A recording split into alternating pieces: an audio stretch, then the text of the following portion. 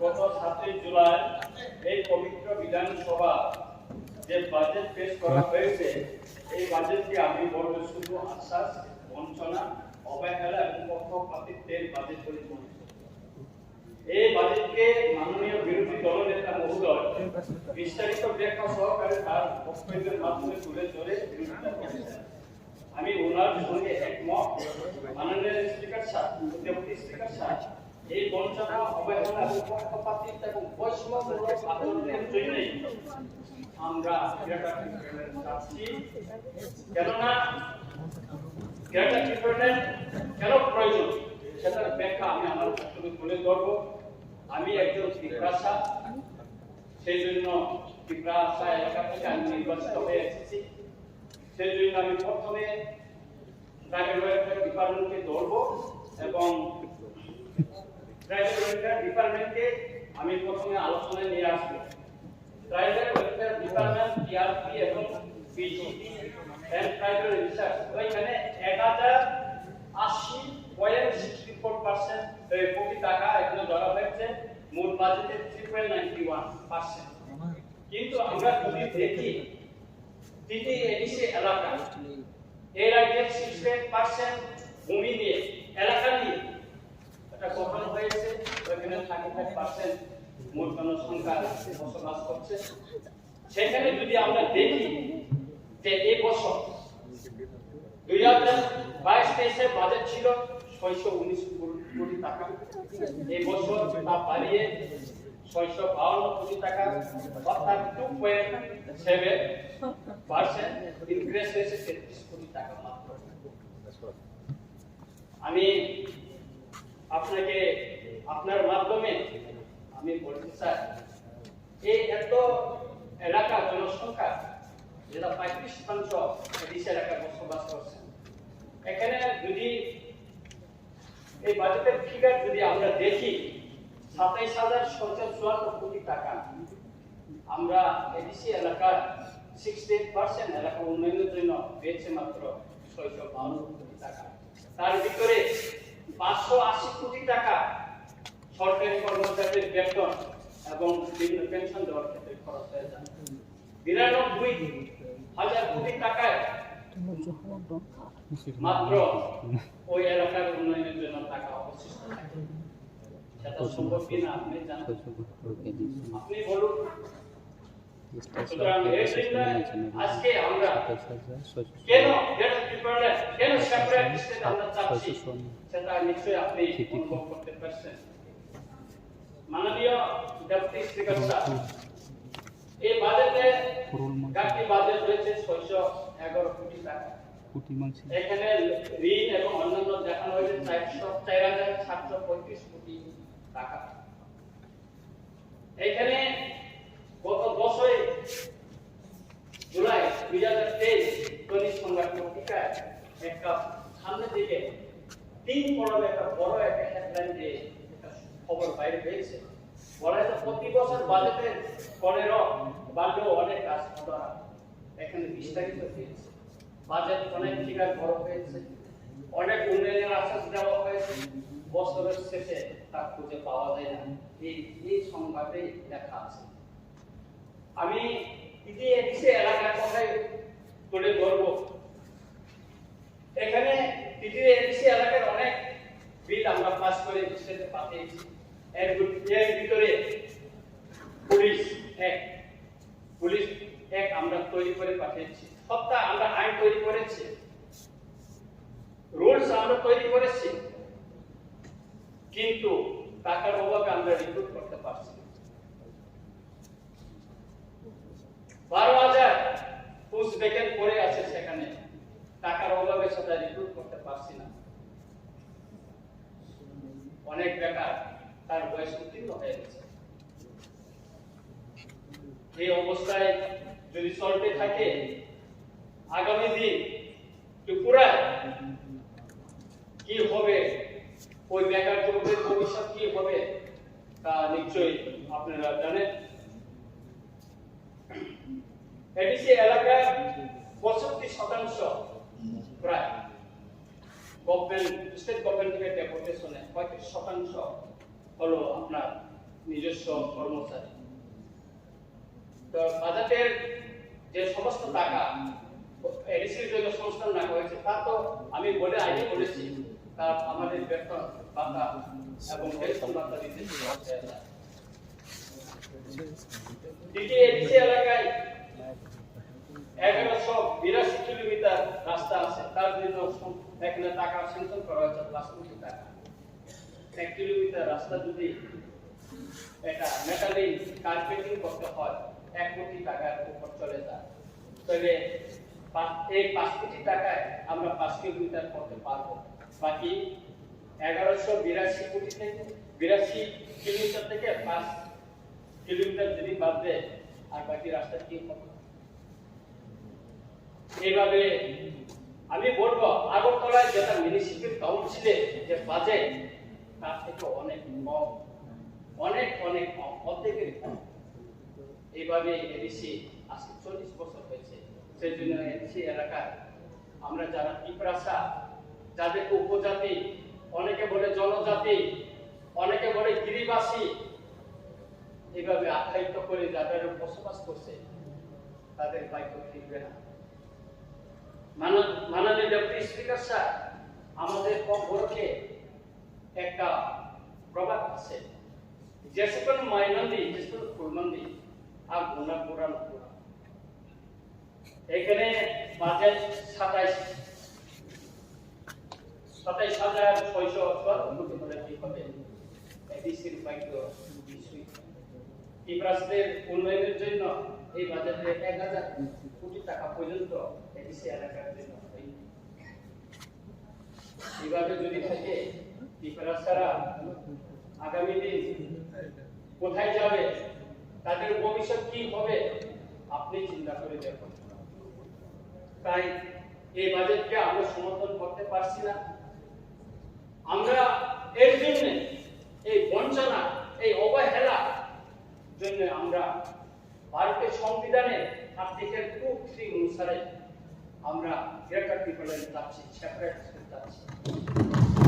আমাদের একজন মাননীয় বিধায়ক প্রমোদ প্রিয়ান বলেছেন, আপনারা কি ভারতের সংবিধানের কনস্টিটিউশন সলিউশন চান না গ্রেটার পিপলের চান?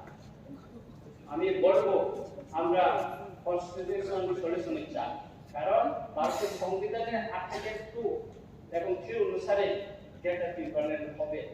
সুতরাং আমরা সংবিধানের মাধ্যমে আমাদের সমস্যাটা সমাধান করতে চাই। আমি প্রাইভেট ওয়েলফেয়ার ডিপার্টমেন্টে যে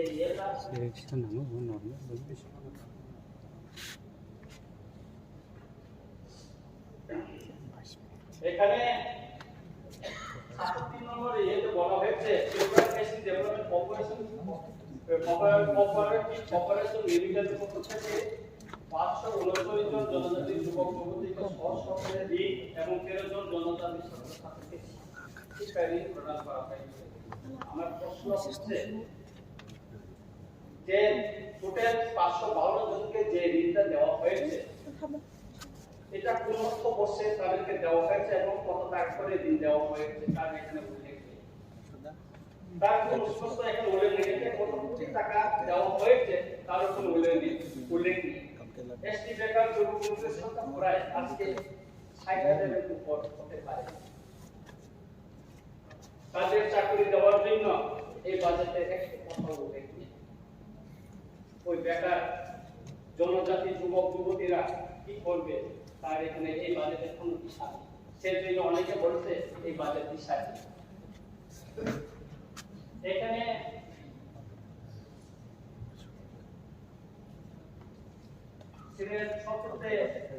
বলা হয়েছে, আমি খুব আনন্দের সহিত ঘোষণা করছি যে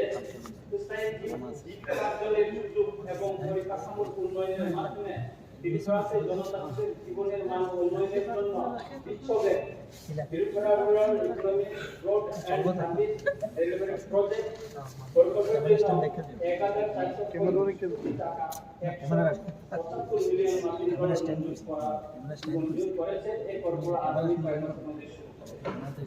এরকম আমরা অনেক গল্প শুনেছি মাননীয় ডক্টর স্পিকার স্যার।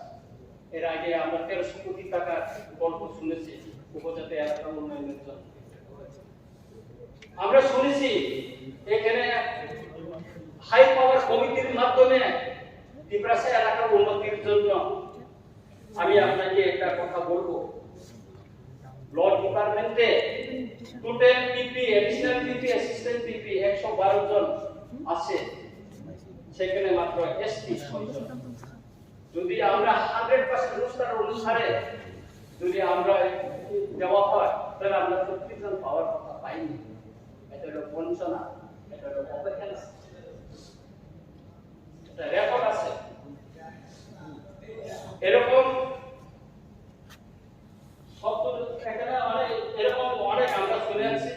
2018 থেকে 2022 পর্যন্ত কিছুই হয়নি, এরকম আমরা অনেক গল্প শুনছি। 1300 কোটি টাকার গল্প আমরা শুনছি। এটা আশ্বাস ছাড়া আর কিছুই হবে না। এই যে আজকে আপনি যে 70 নম্বর দিয়েছেন যেটা বলছেন, এটাও আমরা বিশ্বাস করতে পারছি না, বিশ্বস্ত হতে পারছি না।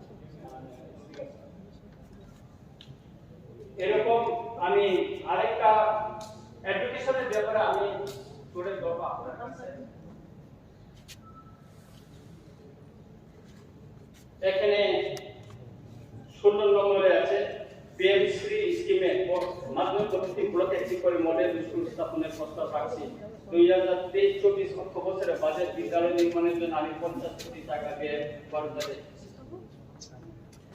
পিএম শ্রীটা একটা নতুন স্কিম হতে পারে, আমি এখানে শুনেছি, কিন্তু বিদ্যা জ্যোতি একটা পুরানো একটা স্কিম। আমার রামচন্দ্রঘাট 24 রামচন্দ্রঘাটে কদমবীর ব্লকের অধীনে কিন্তু বিদ্যা জ্যোতি স্কুল নেই, ব্লকের অধীনে এখন নেই।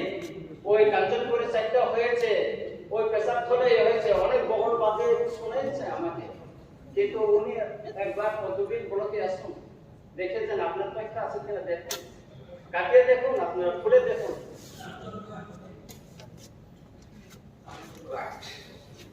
ব্লক রামচন্দ্রঘাট বিধানসভা চাকরি আর এরপর ব্লক না বলছেন এটা আপনি বলতে চাইছেন।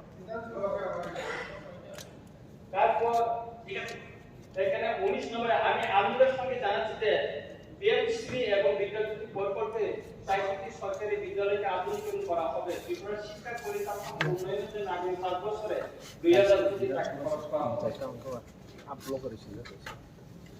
আধুনিকীকরণ করাটা খুব ভালো, এর জন্য আমি ধন্যবাদ জানাচ্ছি। 2000 কোটি টাকা খরচ হবে, খুব আনন্দের বিষয়। কিন্তু আমার প্রায় পদবীর ব্লকের অধীনে বিদ্যাজ্যোতি স্কুল, যেটা স্কুল এখন একটা শেষ হয়নি মনে হয়। তবে আমি বলবো মাননীয় চিফ মিনিস্টারকে আমি একটা লেটার দিয়েছিলাম, বাইজারবাড়ি স্কুলটা 2017 খুব করুণ অবস্থায়। আমার জীবনে আমি ওইখানে বিদায় করার পর এরকম স্কুল আমি কখনো দেখিনি, এত পিছড়ি, এত নোংরা, জানালা কিচ্ছু নেই। আমি নেতাজি স্কুলে পড়েছিলাম, আমি নেতাজি স্কুলে পড়াশোনা করেছি, তারপর মাকান্তায়, তারপরে ক্যালকাটা ইউনিভার্সিটি আন্ডারে ত্রিপুরা ইয়েতে পড়াশোনা করেছি। এই বাজেটের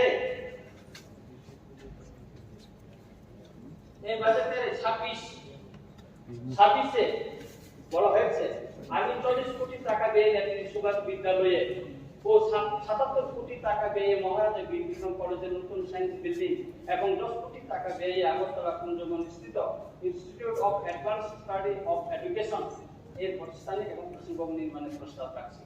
আমি খুবই আনন্দিত এটা করার জন্য, এবং স্কুলটা উন্নতি হোক এটা আমি চাই। কিন্তু যে স্কুল হাইওয়ের উপর, সেই বাইজারবাড়ি স্কুলটা মেরামতের জন্য আজ পর্যন্ত বরাদ্দ করা হয়নি, খুবই দুঃখের বিষয়। আমি চিঠি দিয়েছি এবং এই বাজেটে আমি আশা করেছিলাম যে স্কুলটা একটা বিল্ডিং করা হোক, ভালো একটা বিল্ডিং হোক, প্রথমে মেরামত করা হোক, পড়াশোনার করার মতন পরিবেশটা সেখানে সৃষ্টি হোক এবং একটা নতুন বিল্ডিং সেখানে হোক, সেটা আমি চেয়েছিলাম, কিন্তু এই বাজেটে সেটা উল্লেখ করা হয়। মাননীয় ডেপুটি স্পিকার স্যার, 10,323 কথা আমি একটু উল্লেখ করব। আজকে গ্রাম পাহাড়ের শিক্ষকের যে অভাব, সাবজেক্ট টিচারের যে অভাব, তা বলে শেষ করা যায় না। আমি ছোট্ট একটা উদাহরণ বলি। আমপুরা এসএসসি স্কুল, ক্লাস 12 স্কুল, একজন ইংলিশ মিডিয়াম টিচার ছিল, ওনাকে ডেপুটেশনে এখন ডিএম অফিসে নিয়ে গেছে। কোথায় রাখা হয়েছে? সেখানে আধার কার্ডের কাজ করার জন্য ওনাকে নিয়ে গেছে। ওখানে হেডমিস্ট্রেস আমার সঙ্গে দেখা করলেন, সাগরিকা বর্মা, উনি আগরতলা বাসিন্দা। উনি বলেন, স্যার আমার স্কুলে তো একজন ইংলিশ টিচার ছিল, ওনাকে ওই ডিএম অফিসে নিয়ে গেছে, এখন আমার স্কুলে কোনো টিচার নাই, ইংলিশ টিচার। আমি কি করে চলবো? ঠিক 7-8 রতনপুর হায়ার সেকেন্ডারি স্কুলে সেখানে হেডমাস্টার নাই, চলতে পারে না, স্কুলটা ভালোভাবে চলছে না, খুব অবস্থায়। রেখা দিয়ে আমি সাফা করে এসেছি। সেটা স্কুলগুলি এত ময়লা ছিল, আমি রেখা দিয়ে ওইখানে যে ডিএসসি স্যার অনুরোধ করেছে, আপনি রেখা দিয়ে স্কুলটা একটু ময়লা টয়লাগুলো একটু ফেলে দিন। কি বিভৎস অবস্থা আমি যখন ভিজিটে যাই। এইভাবে আমার বিধানসভা কেন্দ্রে 6টি হায়ার সেকেন্ডারি স্কুল আছে। সেটা হলো বীরেন্দ্রনগর, যেটা হাটকাটা, রতনপুর, আমপুরা, বাইজারবাড়ি, তারপরে বড় ময়দান, তারপরে গোরামতিলা। এই 6টা হায়ার সেকেন্ডারি স্কুলকে নিয়ে যাতে ওই ছাত্ররা এখন কলেজে গিয়ে পড়াশোনা করতে হয়, আমি দাবি করেছিলাম। আমি প্রশ্ন দিয়েছি, এবার বিধানসভাতে আমার প্রশ্নটা উত্থাপন করার আমি সুযোগ পাইনি, কিন্তু আমি উত্তর পেয়েছি। সেখানে যে রামচন্দ্রঘাট এলাকায় একটা কলেজ খোলার জন্য সরকারের কোনো পরিকল্পনা নেই। এটা কি বঞ্চনা না?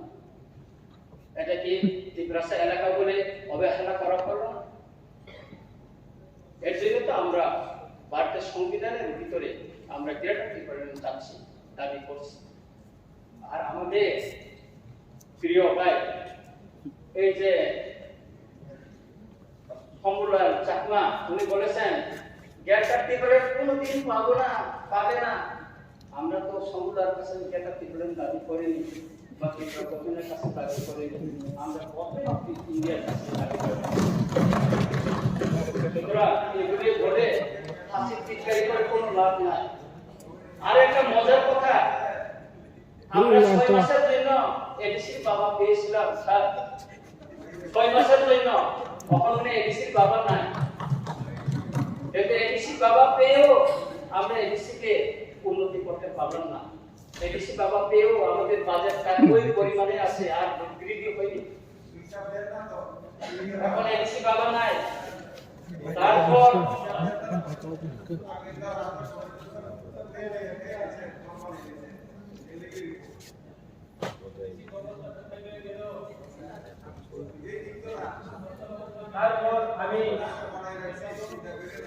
তারপর আমি ইনফরমেশন এন্ড কালচারাল এফেয়ার্স সম্পর্কে একটু বলবো।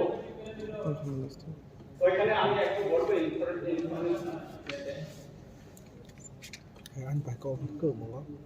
124 নম্বরে সরকারের কার্যক্রম প্রচারের জন্য সারা রাজ্যে 15টি স্থানে ইলেকট্রনিক ডিসপ্লে বোর্ড স্থাপন করা হয়েছে। Kolkata Satyajit Ray film and television institute এর সহায়তায় ফিল্ম টেলিভিশন ইনস্টিটিউট স্থাপন করা হয়েছে এবং প্রথম দেশের ছাত্রছাত্রীদের কোর্স সমাপ্ত করে সার্টিফিকেট লাভ করেছে। খুব ভালো কথা, আমি এটাকে ধন্যবাদ জানাচ্ছি। কিন্তু আমাদের এডিসি হেডকোয়ার্টারে এই সরকারের যে কার্যক্রম পরিচালনার জন্য একটি বোর্ডও লাগানো হয়নি। এটা সবটা এডিসির বাইরে মনে হয় লাগানো হয়েছে। এডিসি হেডকোয়ার্টারে একটু লাগানো হয়নি। কেন এডিসি হেডকোয়ার্টারে একটু সরকারি কার্যক্রম এই যে প্রচারের জন্য কেন লাগানো হইল না, সেটা বুঝতে পারলাম না মাননীয় ডেপুটি স্পিকার স্যার। আমি আরো একটা কথা উল্লেখ করতে চাই। সোশ্যাল মিডিয়া ইউটিউব এখন খুব জনপ্রিয়।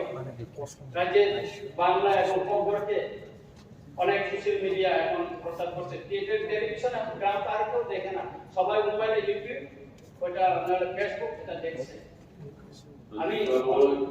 আমি আপনার মাধ্যমে স্যার সবাইকে আপনি ট্রেজারি ব্যাংকে 30 মিনিটের উপর দেন, 35 মিনিট দেন, 40 মিনিট দিচ্ছেন বলেন, আমি তো আপনাদের আমাকে করবেন স্যার। তারপর খবর যে মিডিয়া যে পপুলার ইউটিউব চ্যানেলগুলিতে যারা 50,000 সাবস্ক্রাইব হয়ে গেছে, অন্তত তাদেরকে সরকারি তরফ থেকে একটু সাহায্য সহযোগিতা করার জন্য আমি আপনার মাধ্যমে সরকারের নিকট দাবি জানাচ্ছি। আরেকটা হচ্ছে স্যার, এখানে এই রাজ্যে শিক্ষিত অনেক সাংবাদিক আছে, সে ইংরেজি হইতে পারে, সে বাঙালি হইতে পারে, সে অন্যান্য জনগোষ্ঠীর হইতে পারে, যারা শিক্ষিত যারা সাংবাদিক আছে তাদের জন্য অন্তত একটা বার্তা ব্যবস্থা যদি করা যায়, তাহলে অন্তত সাংবাদিকরা তাদের একটু পরিবার পরিচালনা করার জন্য ওনারা করতে পারেন। সেই বিষয়টাও যদি সরকার আপনার মাধ্যমে আমি জানাচ্ছি, দাবি জানাচ্ছি, তাদের জন্য একটা ব্যবস্থা করা হোক।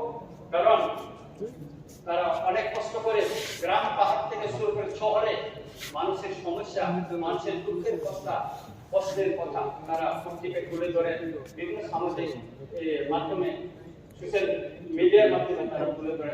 তাদের জন্য একটু যদি বিবেচনা করা যায় তাহলে খুব উপকৃত হবে বলে আমি মনে করি।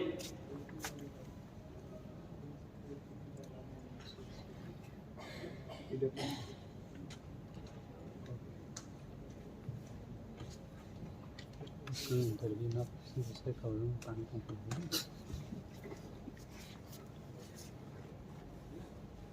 ada obstacle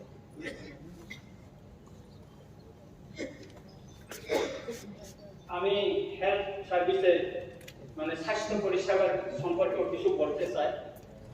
স্বাস্থ্য পরিষেবার ক্ষেত্রে এবার বাজেটে খুব ভালো হয়েছে।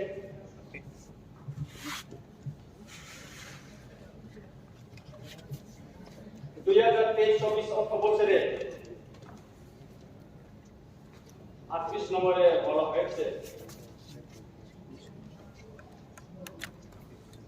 উত্তর দলা এবং গোমতী জেলায় গ্রুপ পুনর্বাসন 11টি হেলথ অ্যান্ড ওয়েলনেস সেন্টার নির্মাণ করা হবে। 2023-24 অর্থ বছরে মহারানী, মধুপুর এবং ইসলামগঞ্জ প্রাথমিক স্বাস্থ্য কেন্দ্রগুলিকে পিএসসি, কমিউনিটি স্বাস্থ্য কেন্দ্র থেকে সিএসসি উন্নত করা হবে।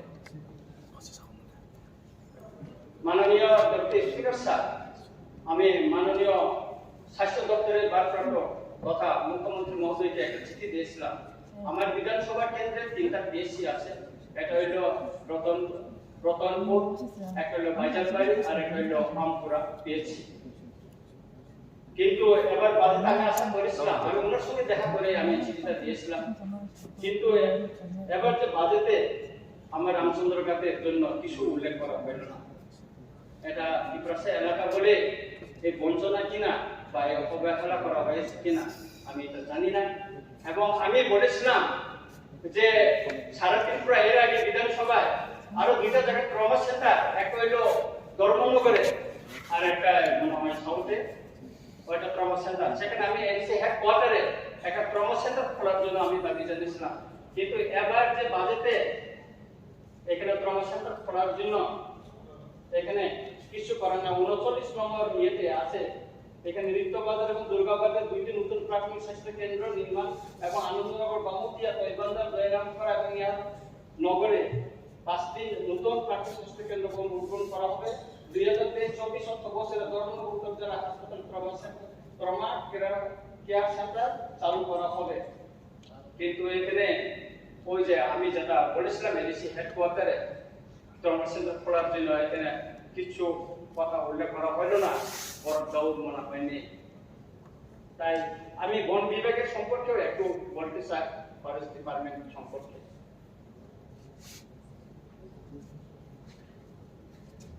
ফরেস্ট ডিপার্টমেন্ট সম্পর্কে আমি বলবো, আমি শুনেছি যে বিশেষ করে এডিসি এলাকায় জায়গা প্রজেক্ট কোটি কোটি টাকা খরচ করে পিছিয়ে পড়া জনজাতিদের বা উপজাতিদের আর্থিক উন্নয়নের জন্য অনেক প্রজেক্ট হয়েছে। আমি পদ্মবিল রেঞ্জ অফিসের মাধ্যমে হয় এসডিএফকে একটি চিঠি দিয়েছিলাম আমার রামচন্দ্রঘাট এলাকায় তথা বর্গবীর রেঞ্জের অধীনে জায়গা প্রজেক্ট কোথায় কোথায় হয়েছে এবং সাকসেসফুল জায়গা প্রজেক্ট কোথায় আছে তার একটা তথ্য দেওয়ার জন্য 3 মাস অতিক্রান্ত হয়ে গেল। ওই দিন ব্লকে রিভিউ মিটিং হলো, তারপরে ডিএমএ দিশার মিটিং এ আমি উল্লেখ করেছিলাম, কিন্তু আজ পর্যন্ত আমি তথ্য পাইনি। সুতরাং এই জায়গা প্রজেক্টের নামে কি হয়েছে সেটা আমি আপনার মাধ্যমে জানতে চাই যে সারা ত্রিপুরায় জায়গা অনেক প্রজেক্ট হয়েছে ত্রিপুরাশাই এলাকাতে, এই জায়গা প্রজেক্টগুলি কি অবস্থায় আছে বা এর মাধ্যমে এডিসি এলাকা ত্রিপুরা সারা কতটুকু উপকৃত হয়েছে তা আমি জানতে চাই আপনার মাধ্যমে। এবং দায়িত্বপ্রাপ্ত মাননীয় ভারপ্রাপ্ত মন্ত্রী বা তথা মুখ্যমন্ত্রী মহোদয়ের নিকট আমি জানতে চাই জায়গা প্রজেক্টের অবস্থাটা যদি সারা ত্রিপুরার সঙ্গে আমার রামচন্দ্রঘাট এলাকায়, আমার রামচন্দ্রঘাটটা বরঙ্গরের পাহাড়ের নিচে অনেক জায়গা প্রজেক্ট হয়েছে বলে আমি শুনেছি, কিন্তু আমি ঘুরে দেখলাম গত নির্বাচনের পর থেকে আমি ঘুরছি, কিন্তু আমি কোথাও জায়গা প্রজেক্টের তেমন কিছু দেখিনি। কোথাও 2-3টা পাস লাগানো আর কোথাও কিছু কলা গাছ, এছাড়া আমি আর কিছু দেখিনি। তাছাড়া যে পাট্টা দেওয়া হয়েছে এই পাট্টা নিয়েও আমার এলাকাতে সাংঘাতিক ঝগড়া।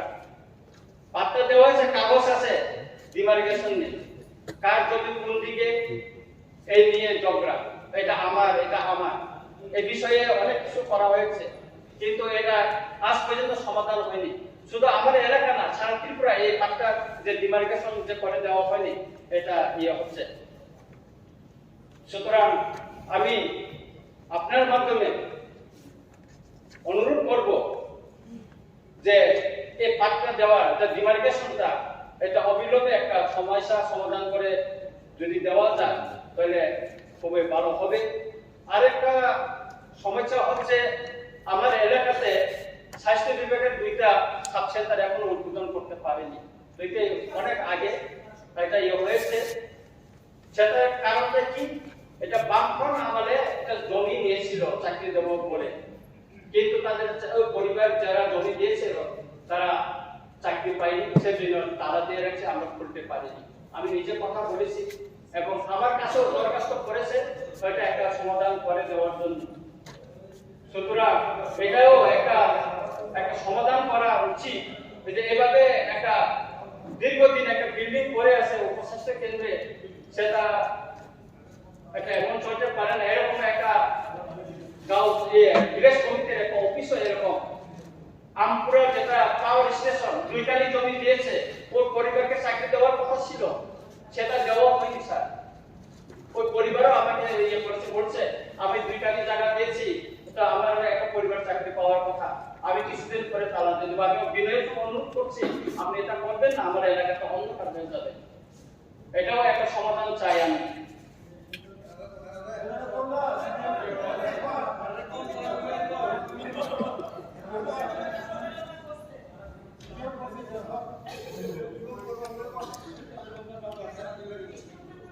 আমি আরেকটা মাননীয় সদস্য স্যার আমি তো এরকম স্যার একটু বলতে দেন স্যার। আরেকটা অনেক সবাই বলতে হবে না, আরো আছে স্যার আমি আরো 9 জন আছে মাননীয় মুখ্যমন্ত্রী সহ। স্যার আমি তো এইভাবে সবাই আমরা আধা ঘন্টা নিয়ে আমরা আলোচনা করি,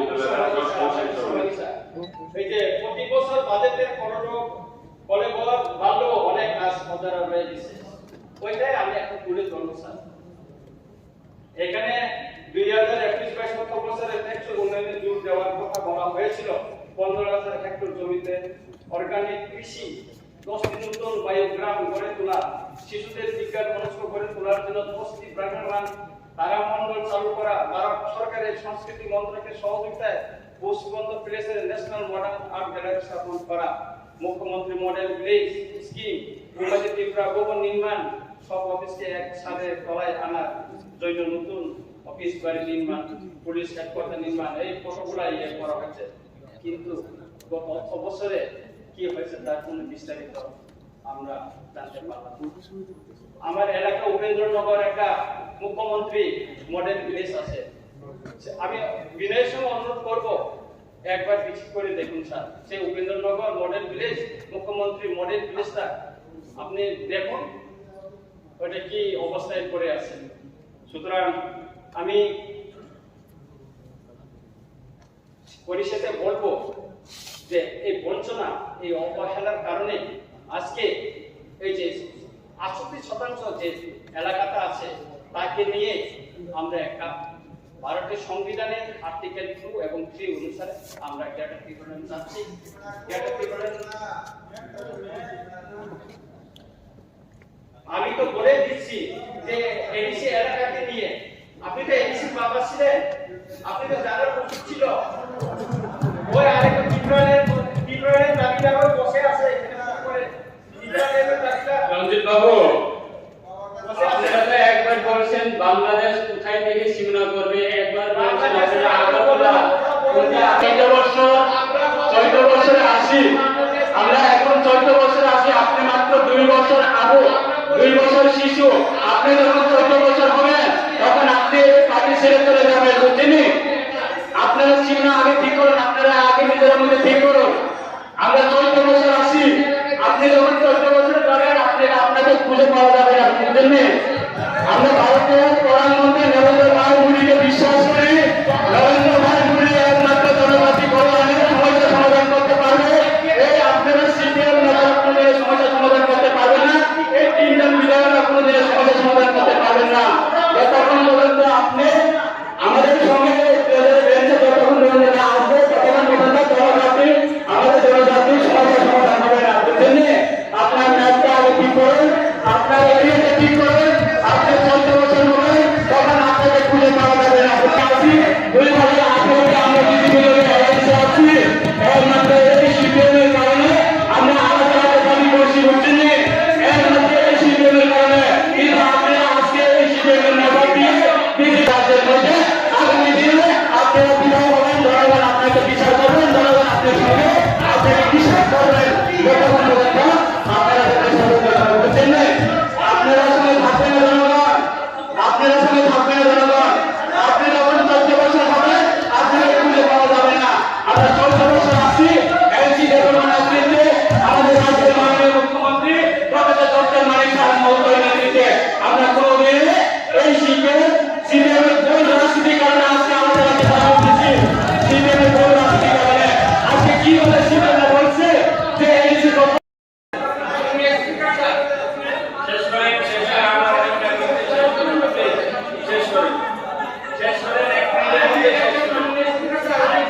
আমরা 14 বছর পেয়েছি, 14 বছর, তোমরা মাত্র 2 বছর, 10 বছর আগে ক্রস করো।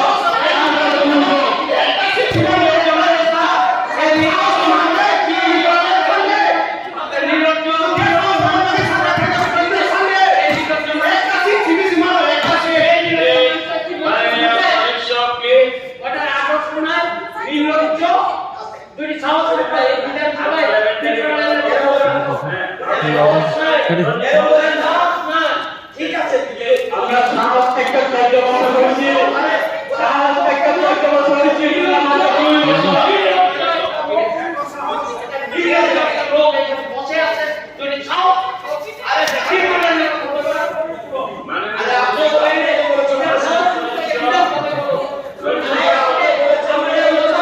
বিধান সবাই করে তোমাদের মতন আমরা পিছনে কেউ করি না, আমরা বিধান সবাই করছে। একবার 5 বছর একবারও আর ত্রিপুরার কথা বলতে পারেনি। আমরা টাইম শেষ, আমি শেষ করব। মাননীয় ডেপুটি স্পিকার স্যার, প্লিজ শেষ করুন। আমি চেষ্টা দিয়েছি, আমি আমার প্রোগ্রামের মাধ্যমে এই বাজেটের এই বাজেটটা যে আমাদের মানে ত্রিপুরা সফল হচ্ছে জনগণের যে আশা সেটা পূরণের জন্য আমরা এই বাজেটে আমরা দেখছি না এই বাজেট হচ্ছে বঞ্চনা এবং অবহেলার জন্য, তাই এই বাজেটকে আমি সমর্থন করতে পারছি না। আপনাকে ধন্যবাদ। Thank you. শুক্লা